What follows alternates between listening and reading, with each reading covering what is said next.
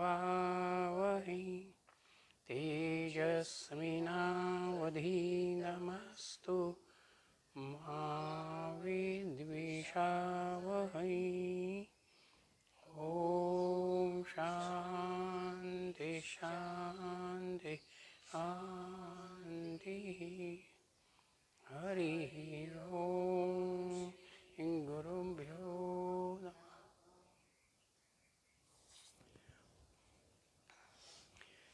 Aitareya उपनिषदानं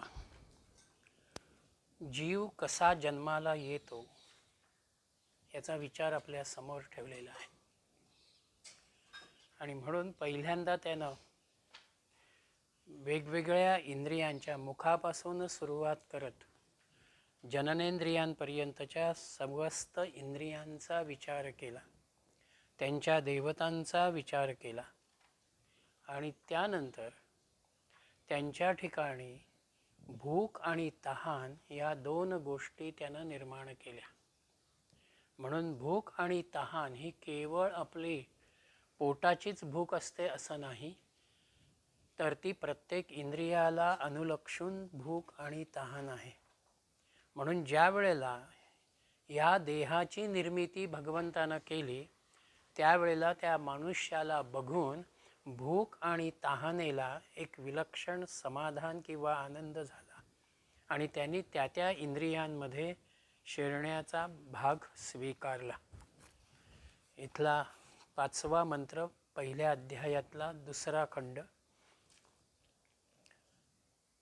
तमशनाया पिपासे अभृता ma'am अवाभ्याम अभिप्रजानीहीति ते अब्रवी देताखेव वाम देवता स्वाभ जाम्ये तासो भागिन्यौ करोमीति तस्माद्यस्यै कस्यै च देवतायै हविर्गृह्यते भागिन्या वेवास्म्यां मशानाया पिपासे भवताः तत् अशयाना पिपासे. त्या परमात्म्याला क्षुधा आणि तृष्णा आवाभ्याम अभिप्रजानीही आमच्यासाठी देखील व्यवस्था करावी असे म्हणाल्या. ते अब्रवीत परमात्मा तेव्हा त्यांना म्हणाला, वाम एतासु एव देवतासु, तुम्हा दोघी जणींना त्याच देवतांमध्ये आभजामी मी भाग म्हणजे जागा देतो. एतासु देवतासु एव त्या देवतांमध्येच भागिन्यौ करोमी इति मी तुम्हाला तिथे सहभागी करून घेतो. तस्मात अस्यै कस्यै च देवतायै, म्हणून ज्या कोणा देवताकडून हवीही गृह्यते अस्याम आहुती ग्रहण केली जाते त्या आहुतीमध्ये अशनाया पिपासे एव या क्षुधा आणि पिपासा सुद्धा भागिन्यौ भवतः सहभागी होतात.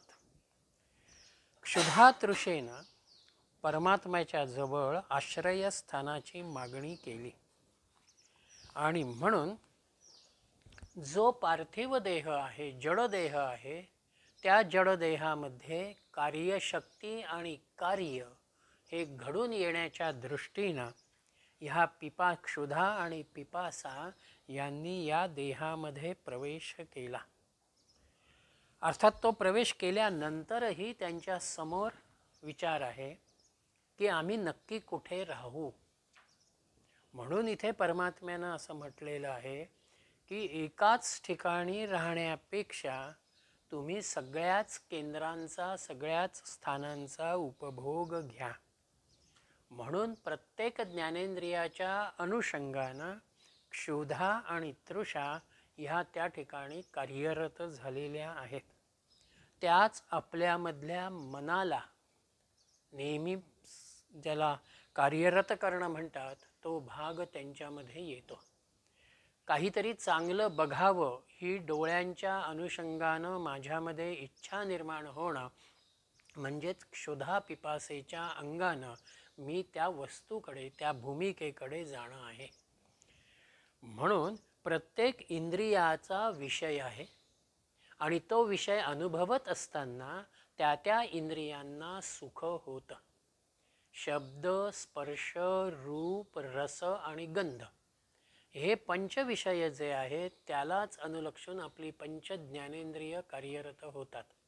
म्हणून जो जो विषय त्या त्या इंद्रियाचा येतो तिथे ते त्याला अनुकूल आणि प्रतिकूल जसं उपलब्ध होईल तशी त्याची प्रतिक्रिया त्या अनुषंगानं येते.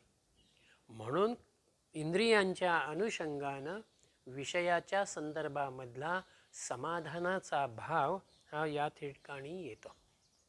आता इथे परमात्म्यानं त्यांना असं म्हटलं की त्या त्या देवतांमध्ये मी तुम्हाला सहभागी करून घेतो. जसं यज्ञामध्ये यज्ञाचा हविर्भाग दिला जातो त्या त्या देवतेला अनुलक्षून, तीच संकल्पना ह्यात क्षुधा आणि पिपासाच्या अनुषंगानं या ठिकाणी त्यांनी घेतलेली आहे. त्या त्या इंद्रियांना त्यांचा आविर्भाव, त्यांचा उपभोग हा त्या ठिकाणी दिला जाईल.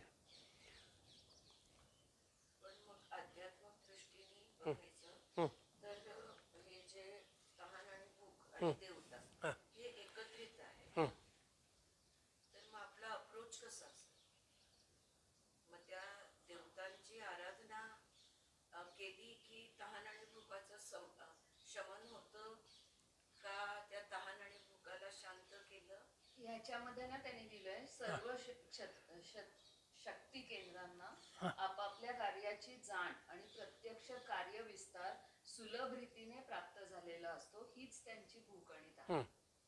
म्हणजे ते शक्ती केंद्र त्या त्या कार्यासाठी सहजपणे वापरलं जाणं म्हणजे त्यांच्या भूक आणि तहानेचं शमन. सहजपणे की ते सहजपणे आपलं आपलं कार्य करू शकते. किंवा मग त्यांचं शमन करायचं असेल, या तहान आणि भुकेचं शमन करायचं असेल तर इंद्रियांना आपल्याला मागे घ्यायला लागेल. म्हणजे इंद्रिया देवतांना आपल्याला मागे धरायला लागेल. बरोबर. म्हणजे आत्मा इंद्रियांना कंट्रोल करतो. तेव्हा जाऊन तहान आणि भूक ही कमी कमी होत जाते. हा. पुढच्या अध्यायातला म्हणजे प्रथम अध्यायातलाच पुढचा खंड येतो.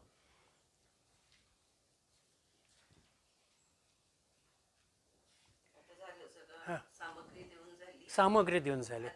आता त्यांचा अन्नाचा विचार आला की त्यांचं अन्न काय. आणि इथे फार महत्त्वाचा भाग आहे, जे आपण जीवनामध्ये अनुभवतो तो विचार ह्या तिसऱ्या खंडामध्ये ऋषींनी दिलेला आहे.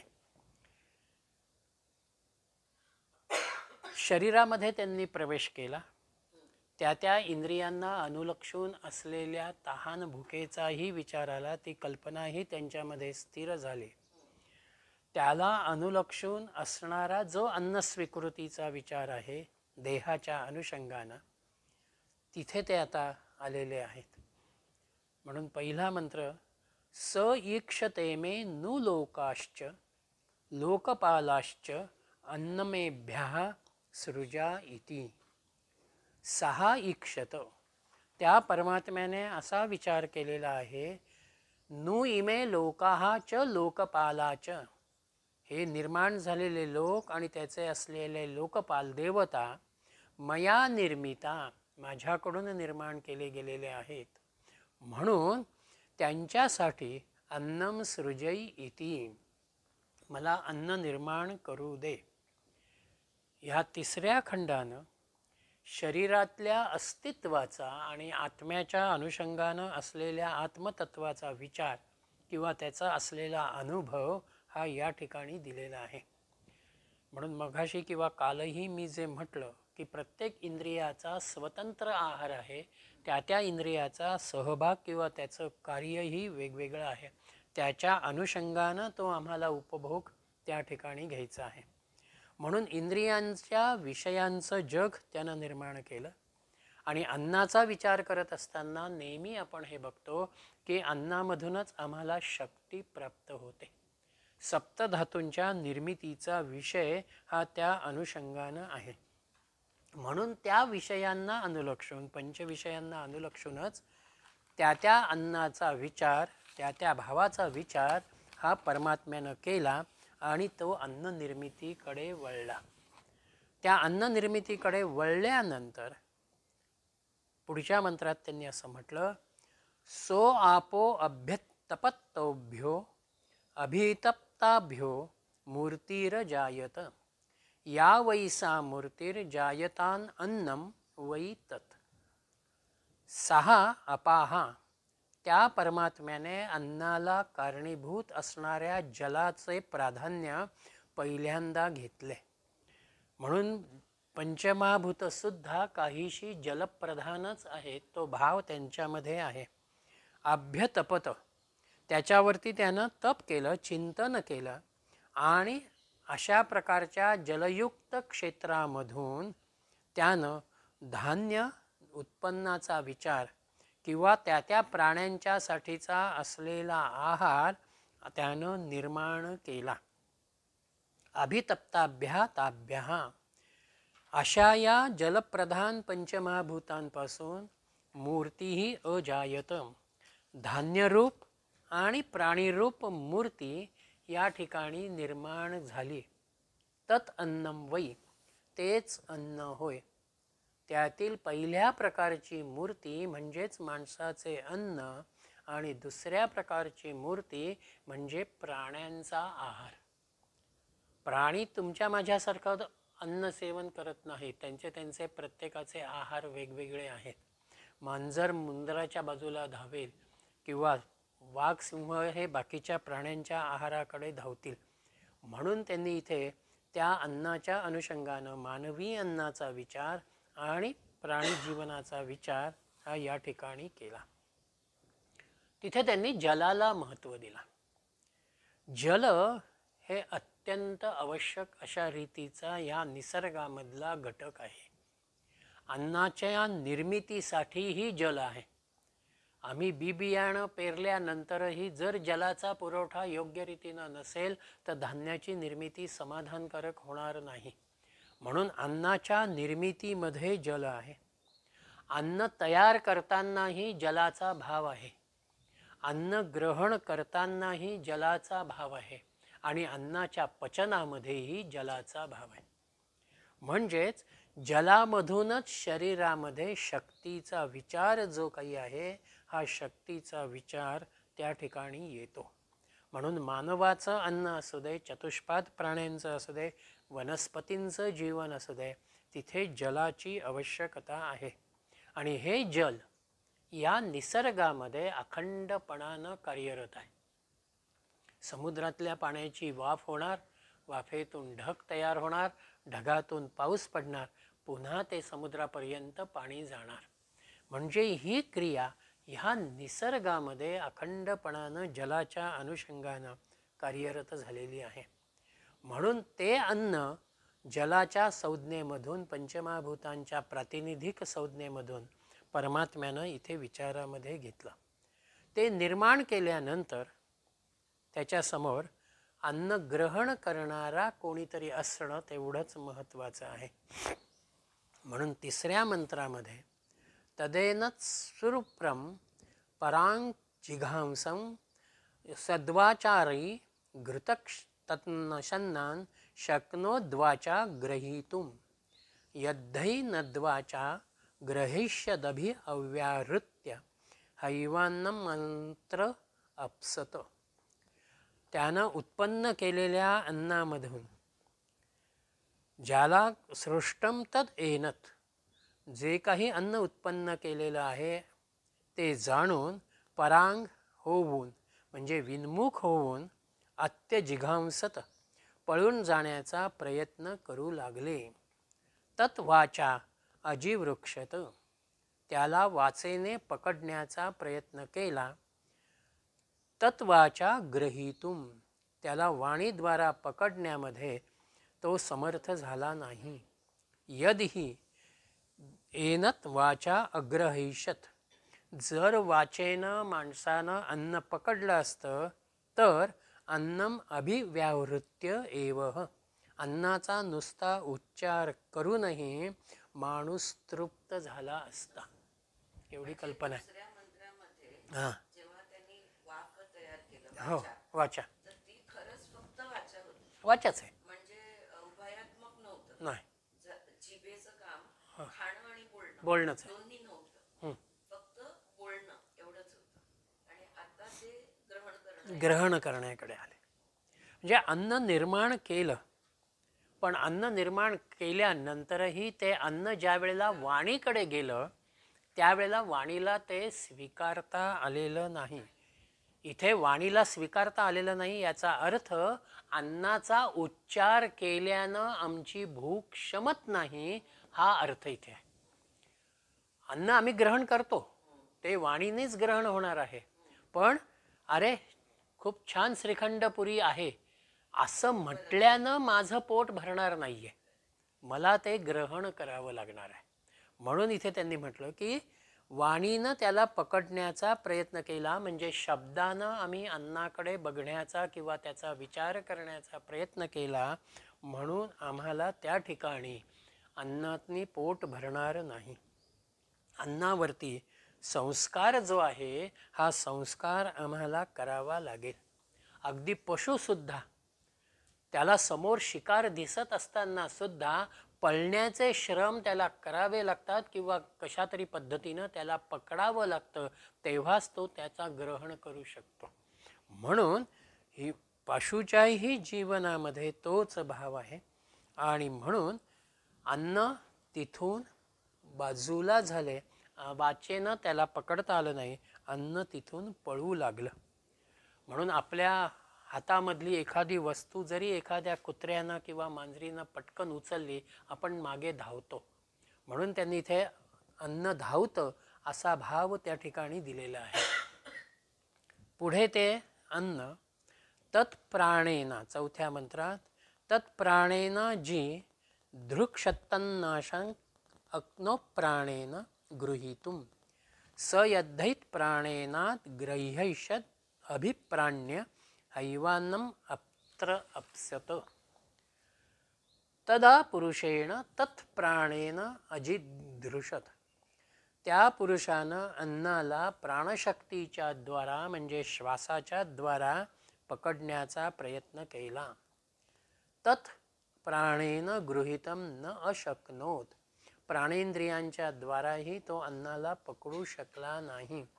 यद हसाहा, जर का तो पुरुष एतत् प्राणेन अग्रहष्यते अन्नम अभिप्राण्यम, तर प्राणशक्तीनं जर त्यानं अन्नाचा स्वीकार केला असता तर केवळ वास घेण्यानं सुद्धा त्याला समाधान मिळालं असतं. वाणीनंतर नाक निर्माण झालं, म्हणून अन्न नाकाकडे गेलं. पण त्या प्राणाच्या अनुषंगानं अन्नाचा स्वीकार होऊ शकला नाही. वासानं आम्हाला प्रसन्नता येईल, पण वासानं तृप्तता येणार नाही.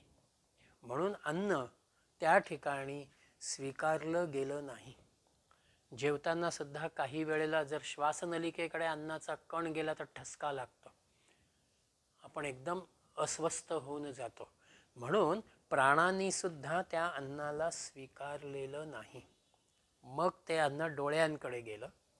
तच्चक्षुषा जिघृतक्षतन्नां शक्नोश्चक्षुषा ग्रहीतुम स यद्धैन चक्षुषा ग्रैषत दृष्ट्वा हैवान्नम अत्र अप्स्यत.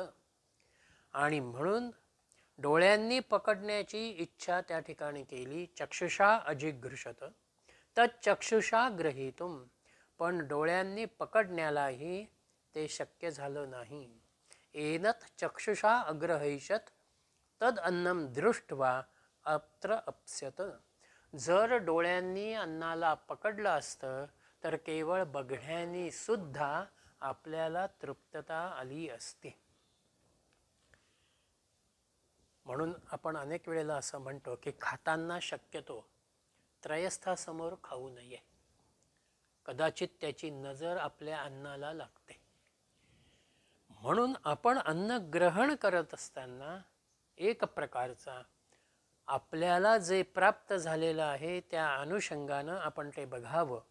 आणि म्हणून डोळ्यांनीही अन्नाचा स्वीकार केला नाही.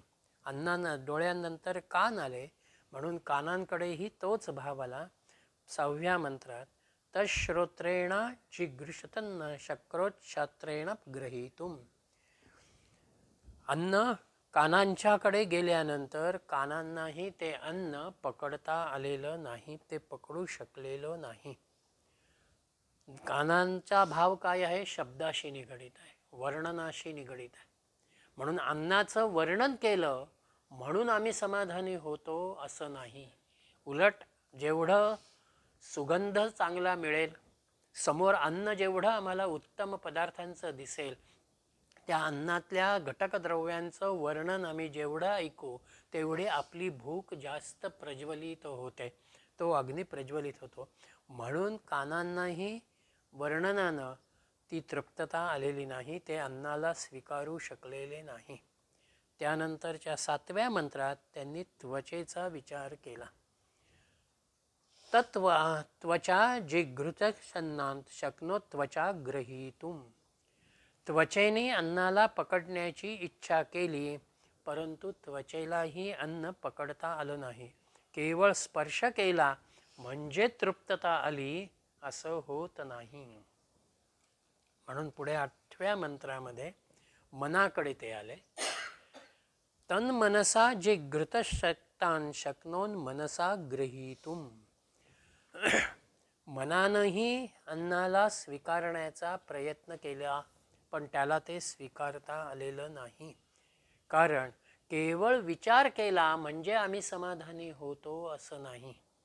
निर्माण होणारा प्रत्येक विचार कुठेतरी एक्झिक्युशनच्या पातळीवरती, कृतीच्या पातळीवरती येणं महत्त्वाचं आहे. आणि म्हणून मनानंतर आली जननेंद्रिय. म्हणून अन्न जननेंद्रियांकडे गेलं तर शिश्नात घृतशन्नात शक्नो शिश्नेन ग्रहीतुम. परंतु त्या जननेंद्रियांनाही अन्न पकडता आलेलं नाही. केवळ अन्नाचा त्याग केल्यानं आपण, कारण जननेंद्रियांचं कार्य बाहेर टाकणं आहे, म्हणून अन्नाचा त्याग केल्यानंही आम्ही तृप्त झालो नसतो.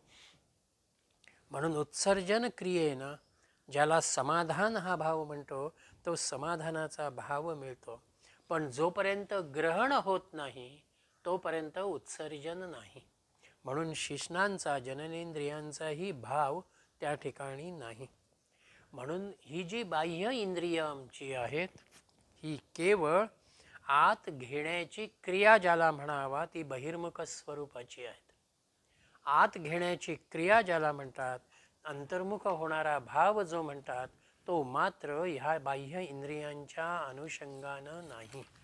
आणि म्हणून आम्ही आमच्या आत्म्याकडे, आत्मतत्वाकडे या इंद्रियांच्या द्वारा पाहू शकत नाही. म्हणजे अपान वायू आणि त्या 3-4 मंत्रामध्ये जलेंद्रियांचं अपान वायू आपण बाहेर उत्सर्जन आहे. उत्सर्जन आहे. हा.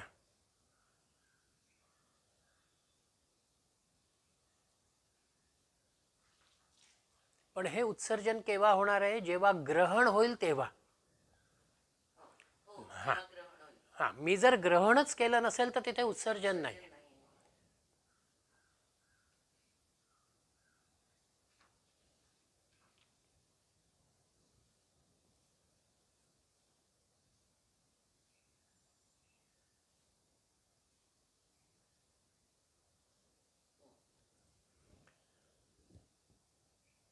म्हणून 10व्या मंत्रामध्ये या पुरुषानं त्या अन्नाला मुखाच्या द्वारा ग्रहण करण्याचा प्रयत्न केला किंवा तिथे त्याला धरून ठेवलेलं आहे.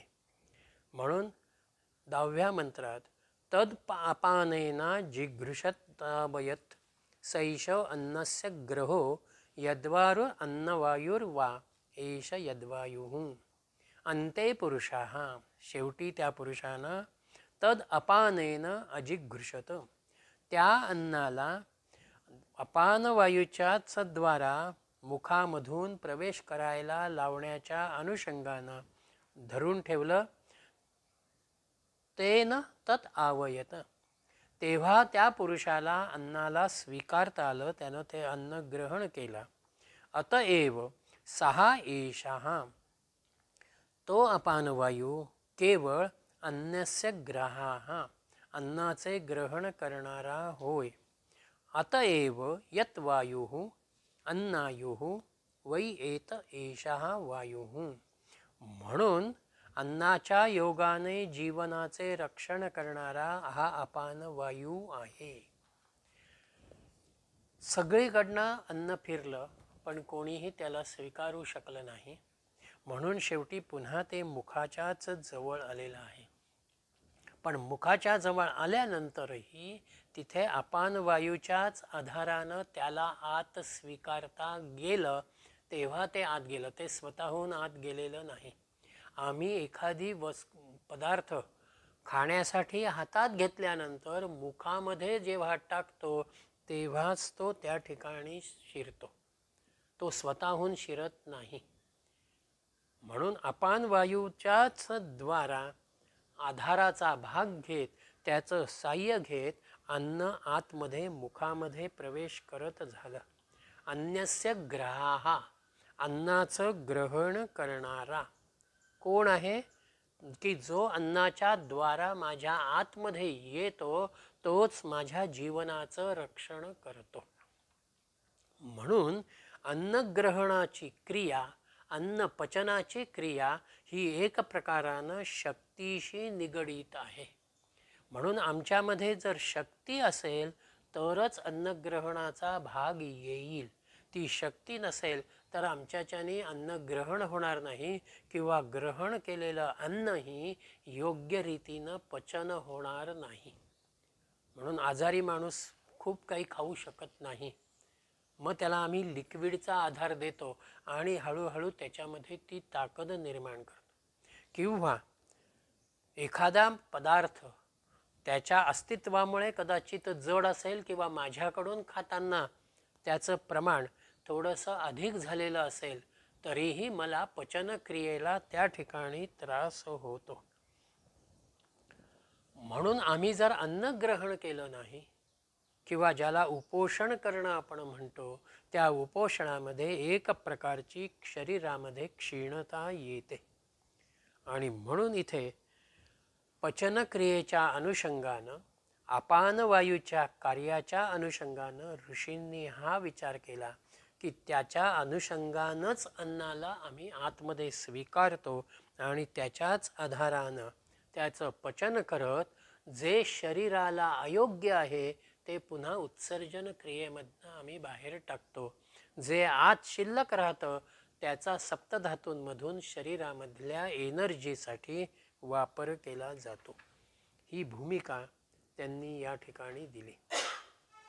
आणि म्हणून इथे एक प्रश्न पुढे असा येतो परमात्म्याच्या समोर की मी अन्न निर्माण केलं, त्या अन्नानंही स्वीकार केला, मी सगळे लोकपाल निर्माण केले, पण आता इथे माझ्या अस्तित्वाचा किंवा चैतन्याचा विचार हा कसा करावा. म्हणून 11व्या मंत्रामध्ये चैतन्य या देहामध्ये कसं प्रवेश करतं ती भूमिका ऋषींनी आमच्या समोर ठेवलेली आहे. अपान वायूचं अजून क्लिअर नाही झालं. मला वाटलं उदान वायू जे मानेच्या वरती कार्यरत असतो, इंद्रियांना ऍक्टिव्ह ठेवणं, मग त्याच्यामध्ये खाणं, बोलणं, ऐकणं, ते बघणं सगळं आलं, इन्क्लुडिंग विचार करणं वगैरे, हे उदान वायूचं कार्य असं अशी समज होती. पण इथे ते म्हणतात की अपान वायूनी स्वीकारलं आणि अपान वायूचं बेसिक काम आपण बघतो की बाहेर टाकणं आहे. इथे त्यांनी दिलंय अपान भूक निर्माण करतो, पोट स्वच्छ करण्याचं काम अपान करतो. डायजेशन पार्ट मी समजू शकते जे तुम्ही बोललात की बाबा पचनाची क्रिया हे आपण म्हणूनच तो भूक निर्माण करतो, कारण पचन नाही झालं तर भूक निर्माण नाही होणार. आणि म्हणून तो अन्न ग्रहण करण्याची वासनाही तो निर्माण करतो. म्हणून तो उत्सर्जन झालं तर ग्रहण होणार. हा हे मेन त्याचं बेस आहे. ग्रहण केले पाहिजे ना, पहिली कोंबडी की पहिली पण म्हणूनच अपान वायूला त्यांनी तेच हे झालंय की पोट साफ नसलं तर हे खावं असं वाटत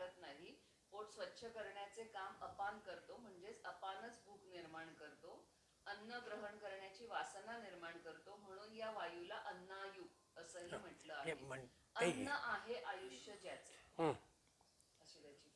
इथे वायूच्या अनुषंगानं अपान हा शब्द येतो, पण हा म्हणतात त्याप्रमाणे तो अन्नायू हा शब्द त्यांनी या ठिकाणी पण घेतलेला आहेच मंत्रामध्ये.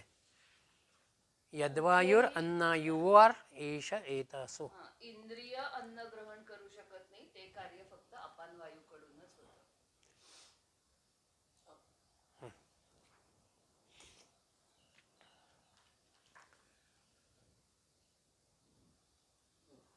स ईक्षत कथम विंदम मद्रुते स्याद इति स ईक्षत कतरेण प्रपद्यात इति स ईक्षत यदि वाचाभिव्याहृतम यदि प्राणेनाभिप्रणीतम यदि चक्षुषा दृष्टम यदि श्रोत्रेण श्रुतम यदि त्वचा स्पृष्टम यदि मनसा ध्यातम अद्य अपानेनाभ्यपानितम यदि शिश्नेन विसृष्टमथ कोहम इति. सहा ईक्षत, त्या परमात्म्यानं असा विचार केला, कथनु इदम मत ऋते स्यात इति. खरोखर माझ्याशिवाय हे सगळे जण कसे राहतील. म्हणजे इंद्रियही आलेली आहेत, इंद्रियांचं अन्नही आलेलं आहे, देहाचीही निर्मिती झालेली आहे, परंतु यांच्या अस्तित्वाचा, त्यांच्यामधल्या चैतन्याचा भाव परमात्म्यानं इथे विचारामध्ये घेतला. सहा ईक्षत, त्याने विचार केला, यदि वाचा अभिव्याहृतम, जर माझ्याशिवाय वाणीद्वारा बोलण्याची क्रिया झाली, यदि प्राणेनाभिप्राणितम, घ्राणेंद्रियांच्या साह्याने श्वास घेण्याची क्रिया केली, यदि श्रोतेण श्रुतम, कर्णेंद्रियांच्या साह्याने ऐकण्याची क्रिया केली, यदि त्वचा स्पृष्टम, जर स्पर्शेंद्रियाने स्पर्श केला, यदि मनसाध्यातम, मनाने चिंतन केले, यदि अपानेन अभ्यपानितम, अपानाच्या योगाने सेवन केलं, यदि शिश्नेन विसृष्टम, शिश्नाच्या साह्याने जर मूत्रवीर्याचा त्याग केला, अथ अहम कहा, मग माझा उपयोग काय किंवा मी कोण. म्हणून सहा ईक्षत कतरेण प्रपद्यैत, मग मी कोणत्या मार्गाने प्रवेश करावा.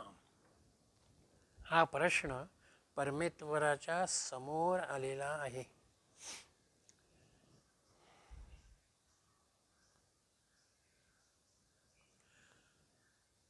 सगळी इंद्रिय निर्माण झाली, इंद्रियांचं कार्यही निर्माण झालं, अन्नाचाही विचार झाला, परंतु हे सगळं चैतन्याला सोडून आत्ताला आहे. जर चैतन्यच तिथे नसेल तर ही प्रत्येक इंद्रिय त्याचं कार्य कसं करतील किंवा त्यांच्याकडून ते कार्य होणार नाही, हा विचार परमात्म्याच्या जवळ आहे. आणि म्हणून त्याच्या समोर प्रश्न निर्माण झालेला आहे की चैतन्य म्हणून या देहामध्ये आणि या इंद्रियांच्या मध्ये मी कोणत्या मार्गानं प्रवेश करावा. एक, पायाकडून मी आत शिरावं का मस्तकाकडून मी शिरावं. म्हणून चैतन्याचा भाव जो आहे, आत्मतत्वाचा विचार जो आहे, तो त्याच्यासमोर या ठिकाणी आलेला आहे. म्हणून प्राण हा भौतिक शरीराच्या अनुषंगानं एक चैतन्य शक्ती म्हणून आम्ही विचारामध्ये घेतो, क्रियाशक्ती म्हणूनही आम्ही विचारामध्ये घेतो. आणि आत्म्याचा विचार जो आहे तो ज्ञानाच्या किंवा जाणीवेच्या अनुषंगानं आहे. म्हणून तिथे सूक्ष्म भाव हा या ठिकाणी येतो. आता एकदा राजानं विजय संपादन केला की त्या नगरामध्ये सैन्य कशाही रीतीनं आत शिरू शकतं, या बाजूने त्या बाजूने त्या बाजूने. पण राजा मात्र मुख्य प्रवेशद्वारामधूनच आत शिरेल, सन्मानानं तो त्या ठिकाणी जाईल. तसं इथे प्राणाचा अस्तित्वाचा भाव जो आहे, हा प्राण पावलांच्या अनुषंगानं आत आला, मग आत्म्यानं कशा रीतीनं प्रवेश करावा. कारण वेदामध्ये सुद्धा एक भाग असा आहे की पायामधून प्राणानं शरीरामध्ये प्रवेश केलेला आहे. म्हणून आमच्यामधल्या सगळ्या क्रिया ज्या काही आहेत, या सगळ्या क्रिया किंवा त्या क्रियांच्या अनुषंगानं इंद्रियांच्या द्वारा आम्हाला येणारा जो अनुभव आहे, याचा एकत्रित भाग कुठेतरी तयार होतो, तेव्हाच आमची भावना व्यक्त होते. मी सगळं निसर्ग सौंदर्य बघतोय, डोंगर दऱ्या बघतोय, धबधबे बघतो आहे, हिरवाई बघतो आहे, फळं फुलं सगळी प्रसन्नता बघतो आहे, परंतु ह्या सगळ्यांचा एकत्रित भाग कुठे येतो? अरे किती छान स्पॉट आहे. म्हणजे माझी ह्या सगळ्याला बघितल्यानंतरची एक प्रतिक्रिया येते की अरे हा खूप सुंदर स्पॉट आहे. हे ज्ञान कुठून आलं? बुद्धीच्या अनुषंगानं आलं, जाणीवेच्या ज्ञानाच्या अनुषंगानं आलं.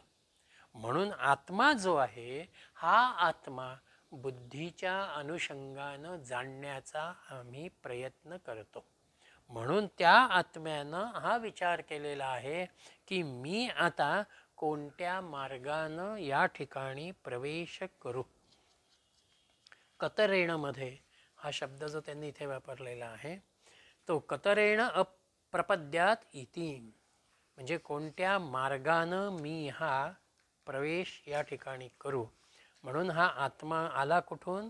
तर मस्तकाच्या अनुषंगानं आलेला आहे. त्यानं मस्तकामधून प्रवेश केलेला आहे. प्राण पायाच्या माध्यमातून आला. प्राण पायाच्या माध्यमातून आलेला. म्हणून पहिली जाणीव पायामध्ये आहे. तुमच्या हाताला जरी स्पर्श झाला तरी पाय पटकन असा हलतो.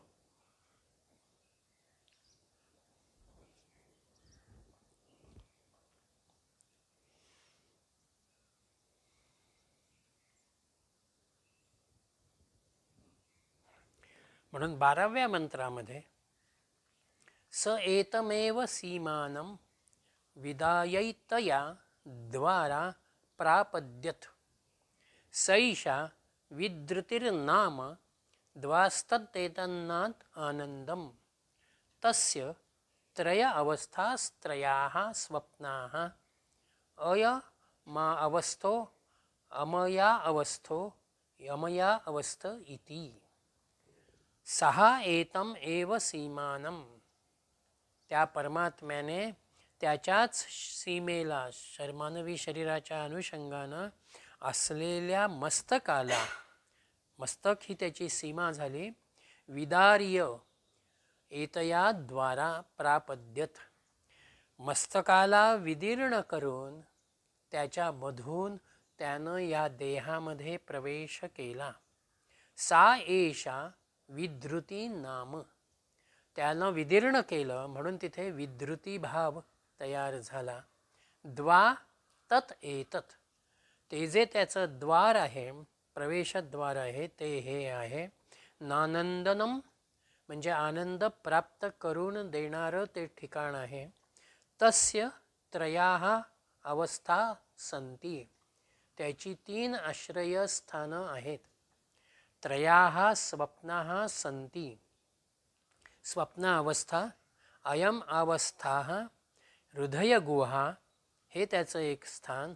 अयम अवस्थाः परमधाम, हे एक वसतिस्थान. आणि अयम अवस्थाः हे संपूर्ण ब्रह्मांड, हे त्याचं वसतिस्थान आहे. एक प्रकारानं कल्पनेचा भाव ज्याला म्हणता येईल, तो कल्पनेचा भाव आनंदाच्या अनुषंगानं त्यांनी या ठिकाणी दिलेला आहे. मस्तकाच्या अनुषंगानं त्या आत्म्यानं या देहामध्ये प्रवेश केला. म्हणून टाळूला भोग पडणं ज्याला आपण म्हणतो, तो भाव तिथे आहे. तिथेच ब्रह्मरंध्राची भूमिका आहे.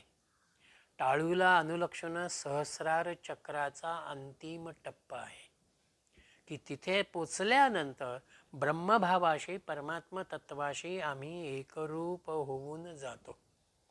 म्हणून व्यवहारामध्ये जसं आम्ही वेगवेगळ्या गोष्टींचा उल्लेख करू, अजमेर गेट आहे, काश्मीर गेट आहे, तशा पद्धतीनं या देहाच्या अनुषंगानं आणि आत्म्याच्या अनुषंगानं मस्तकाला विदीर्ण करत हा भाव आत्म्यानं त्या ठिकाणी स्वीकारला आणि तो त्यामध्ये आला.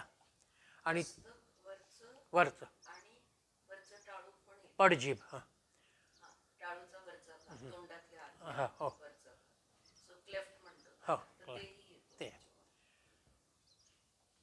म्हणून परमात्म तत्व ज्या वेळेला अशा रीतीनं आलं त्यानं त्याची 3 स्थानं निर्माण केली.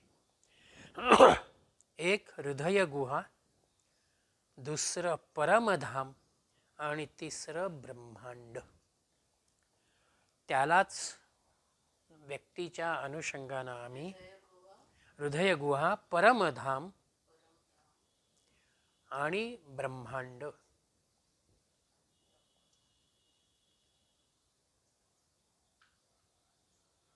इथे त्यांनी ना डोळे, the I, the mind and the heart हां असं दिलेलं आहे.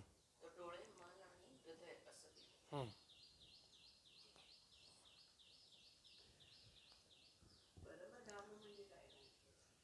परमधाम म्हणजे विश्वाच्या अनुषंगानं येणारा सर्वश्रेष्ठ धाम. हां माझ्या हां आत्म्याची जी माझी जाणीव आहे ना, आत्मा माझ्यामध्ये जो आहे तो माझ्यातला परमधामाचा भाग आहे. सगळीकडे हां सर्वव्यापी. सर्व. हां आनंद म्हणजे तेच धाम. आणि त्यालाच अनुलक्षून मनाचा विचार जो तुम्ही आत्ता घेतलात तो मन तुमच्या 3 अवस्थांशी निगडीत आहे. जागृत, स्वप्न आणि सुषुप्ती.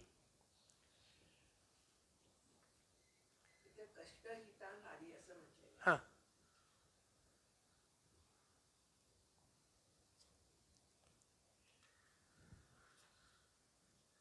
झोपेचा शब्द वापरला इकडे त्यांनी. हां स्लीप, पण स्लीप म्हणजे अस्तित्व असं वाटतं मला इथे, की तीन ठिकाणी त्यांनी स्थान घेतले. हो म्हणजे त्याचं अस्तित्व या 3 ठिकाणी आहे. असतं हो असं अर्थ. झोपेत सुद्धा मला जागृती नाहीये, स्वप्न नाहीये, पण तरी मीची जाणीव कायम आहे. म्हणजे अस्तित्वाचा भाग तिथे आहे, देह झोपला तरी.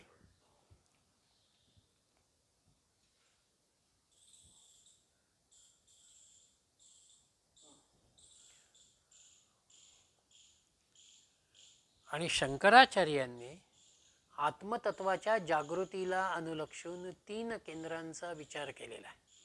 त्यातला तुम्ही मगाशी म्हणालात तसा उजवा डोळा, त्याच्यानंतर स्वप्न अवस्था त्यांनी तिथे त्याला मानलेली आहे, घशामध्ये त्यांनी विचार केलेला आहे आणि हृदयामध्ये विचार केलेला आहे.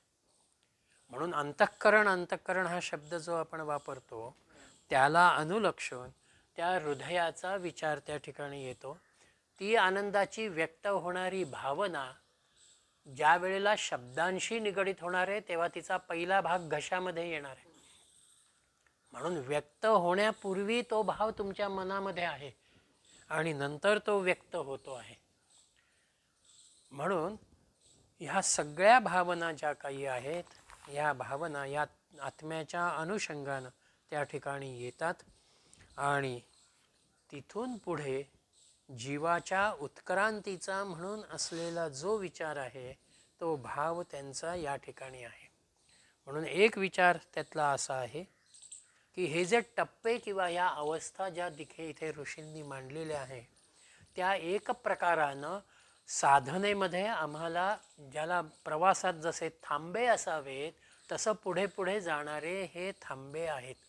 म्हणून काही वेळेला आम्ही परमात्मा शब्द वापरतो, काही वेळेला विश्वात्मा म्हणतो, काही वेळेला ब्रह्म म्हणतो, काही वेळेला परब्रह्म म्हणतो.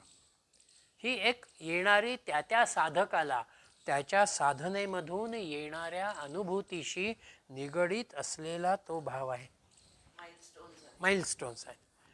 म्हणून अंतर्मन ज्याला आपण म्हणतो किंवा माझा आतला आवाज ज्याला आपण म्हणतो ती भावना ह्या आत्म्याच्या अनुषंगानं आमच्या समोर येते.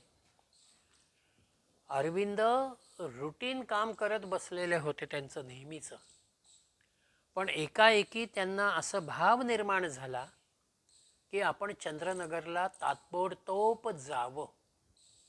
हा जो आतला आवाज आला त्या आवाजाला प्रतिसाद देत अरविंद लगेच चंद्रगडला निघून गेले, चंद्रनगरला. आणि इकडे असं झालं की ते जर थांबले असते तर इंग्रज त्यांना पकडण्यासाठी सगळी योजना तयार करत होते.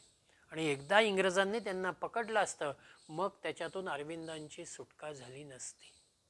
पण त्या ईश्वरी शक्तीनं म्हणा, त्या कॉस्मॉसनं म्हणा, त्यांना बरोबर तो संदेश दिला. ते चंद्रनगरला गेले. चंद्रनगरला पोचल्या पोचल्या त्यांना पुढला संदेश मिळाला, तुम्ही पाँडेचेरीला पुढे प्रस्थान करा.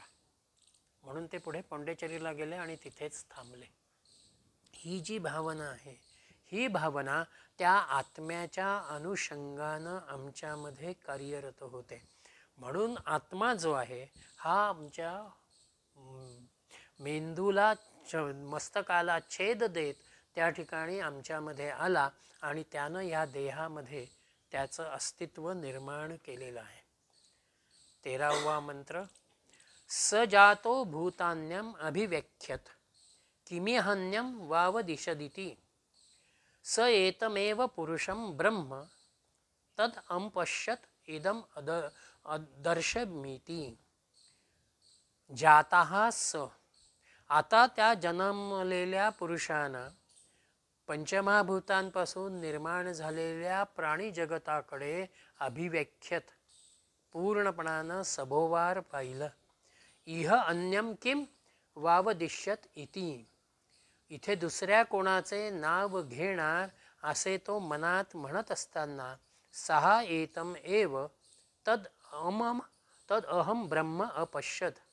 त्यानं ते सगळं ब्रह्मानंच व्यापलेलं बघितलं. इदम अदर्शम इति. या परब्रह्माचेच दर्शन मी घेतले असे तो म्हणाला. भावना जेव्हा विचारांच्या अनुषंगानं कार्य करते त्यावेळेला त्या भावनेला जर एक व्यापक भूमिका प्राप्त होत गेली तर ब्रह्मदर्शनाच्या अनुभूतीचा भाव हा त्या ठिकाणी येतो. म्हणून ह्या जीवानं, या पुरुषानं त्याच्यामध्ये चैतन्य आल्यानंतर, प्राण आल्यानंतर त्यानं जर काही केलं असेल तर त्यानं सभोवार बघितला. आणि सभोवार बघितल्यानंतर त्याला त्याच्यासारखीच सृष्टी दिसली, त्याला प्राणीसृष्टी दिसली, वनस्पती सृष्टी दिसली. पण त्याच्यामधली भावना अशी होती की त्या ब्रह्मतत्वाचा भाव एवढा होता की हे जणू काही सगळं ब्रह्मदर्शनच आहे, ही अनुभूती त्याच्यामध्ये आली. म्हणून आत्मज्ञानाच्या अनुषंगानं जेव्हा आम्ही विकसित होतो, पुढे जातो, तेव्हा आमची ज्ञानेंद्रिय, आमचं मन, आमची बुद्धी याच्या अनुषंगानं जगाकडे बघत असतानाही आम्हाला आमच्यामधल्या ब्रह्मस्वरूपा व्यतिरिक्त वेगळं काहीच दिसत नाही. एक प्रकारानं ही आत्म्याची अनुभूती आहे. हे इंडिव्हिज्युअल कॉन्शियसनेस आहे. Individual consciousness. इंडिव्हिज्युअल कॉन्शियसनेस जेव्हा आजूबाजूला बघतो तेव्हा त्याला वननेसचा एक्सपिरियन्स येतो. सो आत्मतत्वाचे तुम्ही म्हणता म्हणजे सगळीकडे आत्मतत्वच आहे, ब्रह्म हो याची जाणीव होते. जाणीव होते. Individual consciousness realises that it is one with everything. सगळीकडे तेच आहे, तेच आहे. ब्रह्म आहे. म्हणून म्हणताना आम्ही जवळ आणि दूर असं म्हणू, पण वस्तुतः तत्वाच्या अनुषंगानं ते दूरही नसतं किंवा ते फार जवळही नसतं. ते एक प्रकारानं अनुभूतीच्याच पातळीवरती येतं. म्हणून जिथे दिव्यत्वाची अनुभूती येते तिथे आम्ही त्याच अनुभवाशी निगडीत होतो. म्हणून सहा अवदत, त्या परब्रह्माचं मी दर्शन घेतलं, ही भावना त्याच्या मनामध्ये निर्माण झाली. आत्म्यानंच व्यापक आत्म्याला बघितलं, मनानंच विश्वमनाची अनुभूती घेतली, माझं मन मी विस्तारित केलं. म्हणून हा जीव जो आहे, हा जीव परमात्मा, विश्वात्मा आणि ब्रह्म अशा भावानं व्यापलेला आहे. अशा भूमिकेतून तो त्या ठिकाणी बघतो आहे.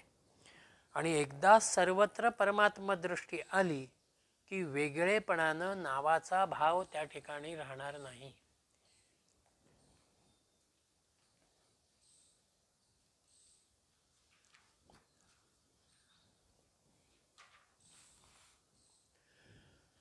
म्हणून पुढे 14व्या मंत्रामध्ये त्यांनी हा भाव घेतला. तस्मादिद इंद्रो नामे इंद्रदो हवै नाम तमिदद इंद्रम संतमिंद्रम इत्याचक्षते परोक्षेण परोक्षप्रिया इव हि देवाः परोक्षप्रिया इव हि देवाः. परोक्ष प्रिया देवांनाही परोक्ष प्रिय आहे. तस्मात म्हणून त्या परब्रह्म परमात्म्याला त्या मनुष्य शरीरात उत्पन्न झालेल्या पुरुषानं प्रत्यक्ष बघितल्यानंतर सहा इदंद्रम नाम, तो इदंद्र नाव धारण करणारा आहे. वस्तुतः इदंद्र नावई याचे नाव इदंद्र आहे.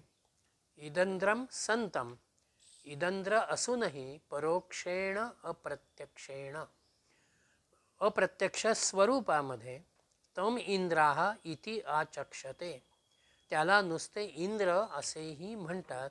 कारण देवाहा परोक्ष प्रियाहा इव, देवांनाही अप्रत्यक्ष रीतीनं संबोधलेलं आवडतं.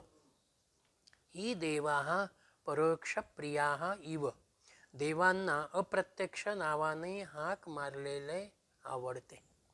कुणालाही नावाने हाक मारली, त्याच्याविषयी 4 शब्द आपण चांगले बोललो, त्याला एक प्रकारचा आनंद वाटतो. मला तुम्ही माझ्याविषयी अजून बोला, ही भावना त्यांच्यामध्ये येते. म्हणून परमात्मा स्वरूप हे सर्वव्यापी आहे.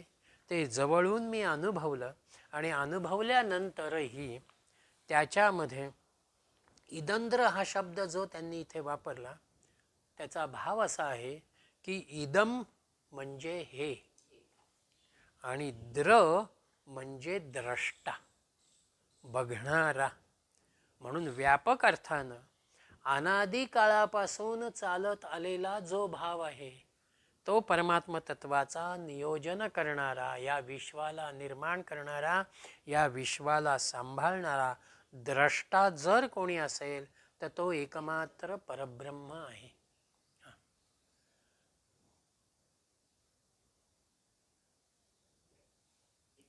इदम हे आणि द्र म्हणजे द्रष्टा.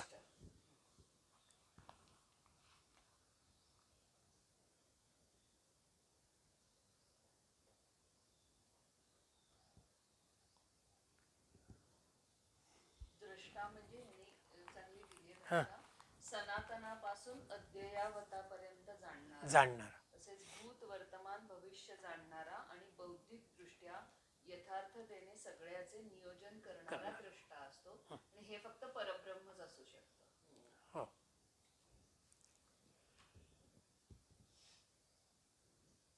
म्हणून व्यष्टी आणि समष्टीरूप, व्यष्टीरूप माणूस आणि समष्टीरूप विश्व म्हटले तर ते एकच आहेत. आणि म्हणून जसं लहान भांड्यामध्ये मी समुद्राचं पाणी घेतलं तर त्या समुद्राच्या पाण्याचे सगळे गुणधर्म समुद्रात जसे आहेत तसेच त्या भांड्यातल्याच पाण्यात आहे. तसं ह्या विश्वामधल्या परमात्म तत्वाचे धर्म, त्याचे गुण देह म्हणून मी आल्यानंतर माझ्यातही त्याच अनुषंगानं ते आलेले आहेत.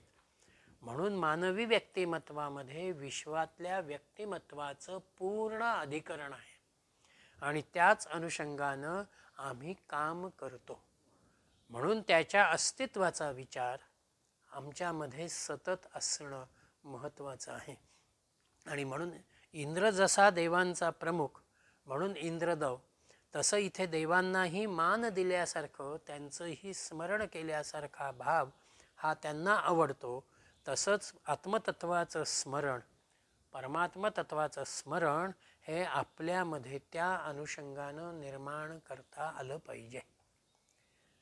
आणि त्यातून पहिला अध्याय या ठिकाणी पूर्ण झालेला आहे. मनुष्य जन्म मिळालाय हा. तो आत्मसाक्षात्कार करासाठी आहे. ते ते विसरायचं नाही, म्हणजे ते वाया घालवायचं.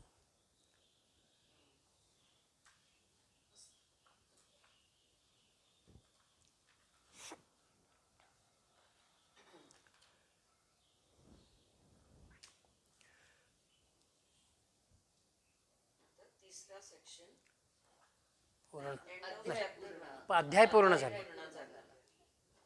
आता पुढचा अध्याय. दुसरा अध्याय त्याच्यामध्ये 2 खंड आहेत.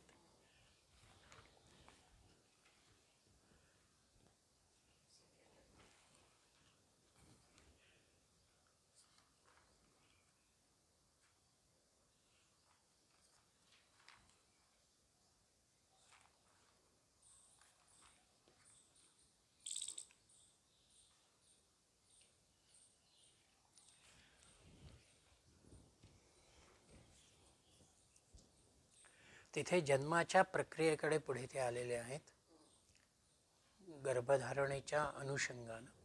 आणि माणसाचे 3 जन्म त्यांनी इथे दिलेले आहेत.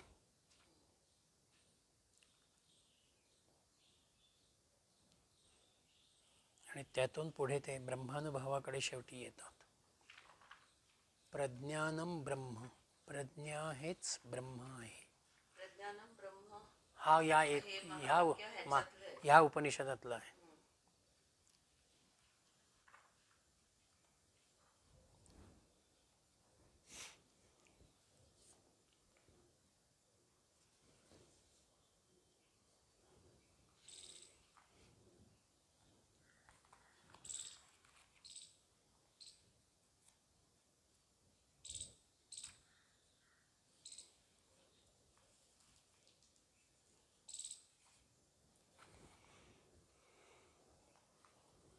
थांबायचंय का तुम्हाला? समय 8:30 आहे का घ्यायचं आहे पुढे? नाही, थांबा. हां 8:30 झाले म्हणून थांबलो. उद्या हा दुसरा अध्याय दुसरा अध्याय आणि 2 सेक्शन्स आहेत मग. 2 सेक्शन्स आहेत. एवढंच. 4 मंत्र दोन्हीकडे आहेत.